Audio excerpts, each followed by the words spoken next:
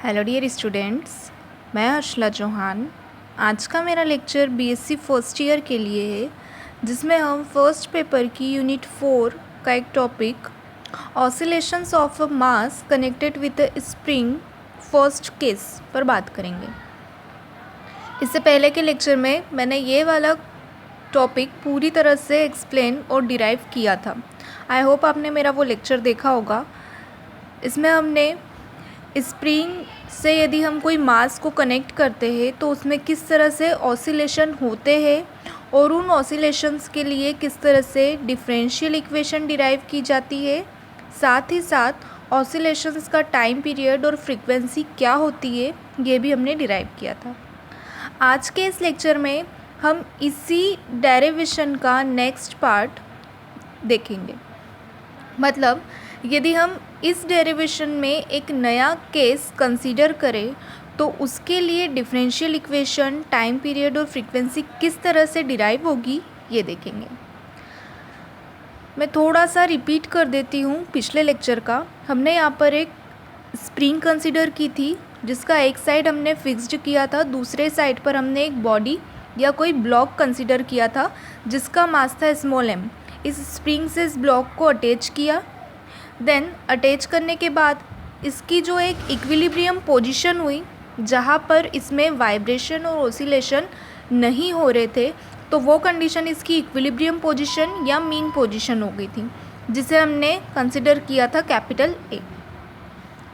Capital A पर आने के बाद इस स्प्रिंग में जब हमने इस पर फोर्स अप्लाई किया नीचे की तरफ, इसे थोड़ा सा खींचा, तो इसमें मीन पोजीशन के दोनों ओर वाइब्रेशंस स्टार्ट हो गए थे और उन्हीं वाइब्रेशंस को हमने कैलकुलेट किया। जब इसको हमने थोड़ा सा पुल किया था, फोर्स अप्लाई किया था, तो इसमें कुछ डिस्प्लेसमेंट हुआ था जिसको हमने सपोज किया था स्मॉल x। और जब इस पर हमने फोर्स अप्लाई किया तो इस पर एक रीस्टोरिंग फोर्स भी अप्लाई हुआ जो स्प्रिंग को उसकी इनिशियल पोजीशन में लाने की कोशिश कर रहा था। जो रीस्टोरिंग फोर्स होता है ये इस डिस्प्लेसमेंट के डायरेक्टली प्रोपोर्शनल हुआ, जिसे हम लिख सकते हैं F is directly proportional to x, और जिसके थ्रू हमने डिफरेंशियल इक्वेशन डिराइव की। अब हम इस केस में एक चीज़ कंसीडर करेंगे कि हमारे पास जो ब्लॉक है ये सिंगल है, लेकिन हमारे पास स्प्रिंग दो है। दो स्प्रिंग से हम एक ब्लॉक को कनेक्ट करेंगे और उसमें किस तरह से ऑसिलेशन होंगे, किस तरह से उसकी डिफरेंशियल इक्वेशन होगी, किस तरह से टाइम पीरियड निकलेगा, ये सभी चीज़ें अब हम डिराइव करेंगे।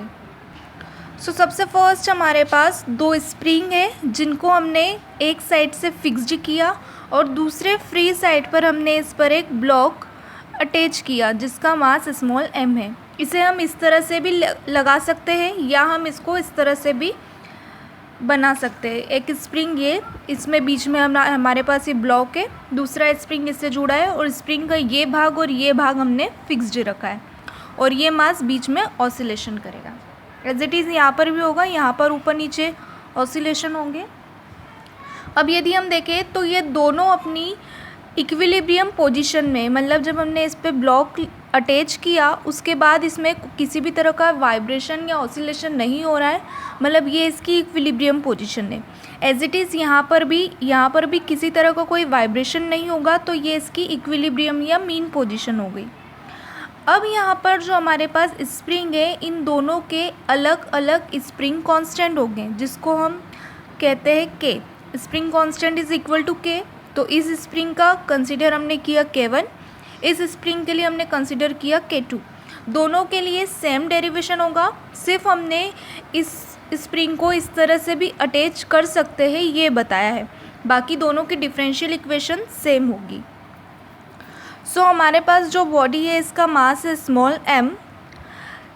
जैसे ही हम इस पर कोई फोर्स अप्लाई करते हैं तो ये अपनी मीन पोजीशन के दोनों तरफ वाइब्रेशन करने लगता है। मतलब ये मीन पोजीशन कंसीडर कर ली कैपिटल है और यहाँ पर जो डिस्प्लेसमेंट होगा, हमने थोड़ा सा नीचे खींचा तो यहाँ पे सपोज स्मॉल x का डिस्प्लेसमेंट हुआ जिससे ये इसकी B पोजीशन पर आ गया और यहाँ से इसमें वाइब्रेशंस स्टार्ट हो गए। देन जब हमने इसको थोड़ा सा नीचे बेंड किया तो इसमें रीस्टोरिंग फोर्स अप्लाई हुआ कैपिटल F, जो रीस्टोरिंग फोर्स इस डिस्प्लेसमेंट के डायरेक्टली प्रोपोर्शनल होगा।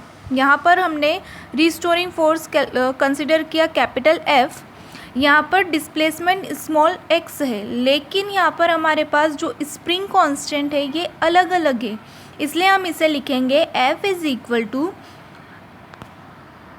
जिस तरह से F is directly proportional to -x और F is equal to -kx होता है, हमारे पास यहाँ पर k की जगह पर k1 और k2 है, जिसे हम लिखेंगे F is equal to -k1x plus -k2x।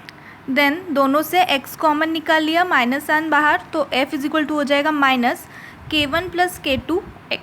ये हो गए हमारे पास रिस्टोरिंग फोर्स और डिस्प्लेसमेंट का रिलेशनशिप। देन जो हमारे पास रिस्टोरिंग फोर्स है कैपिटल F, इसको हम लिख सकते हैं F is equal to ma, जहाँ m मास होता है और a एक्सेलरेशन होता है। So F is equal to, हम a को लिखेंगे d2x upon dt square, so F is equal to m d2x upon dt square. So ये कंडीशन हो जाएगी m d2x upon dt square is equal to -k1 plus k2x। Then m इधर आएगा तो हो जाएगा d2x upon dt square is equal to -k1 plus k2 upon mx। Then ये पूरी कंडीशन इधर आई। अब यहाँ पर जो k1 plus k2 upon m है, इसको हमने कंसिडर कर लिया omega square. So d2x upon dt square plus omega square x is equal to 0, equation 4। और ये इस कंडीशन के लिए डिफरेंशियल इक्वेशन होगी। अब यदि हम यहाँ पर इस स्प्रिंग के लिए ऑसिलेशन का टाइम पीरियड फाइंड आउट करें, तो time period of mass is t is equal to 2 pi upon omega. Omega की वैल्यू है k1 plus k2 upon m, under root में आ जाएगा। सो ये हो जाएगा t is equal to 2 pi under root of m upon k1 plus k2, ये time period. And frequency हम जानते हैं कि n is equal to 1 upon t, then n is equal to 1 upon t की पूरी वैल्यू पुट कर देंगे। सो I hope आपको ये लेक्चर क्लियर होगा कि किस तरह से हमने यहाँ पर oscillations of mass connected with spring के लिए एक नया केस डिराइव किया, उसके लिए डिफरेंशियल इक्वेशन और टाइम पीरियड फाइंड आउट किया। अगर आपको लेक्चर अच्छा लगे तो प्लीज़ लाइक और शेयर ज़रूर कीजिएगा। Thank you.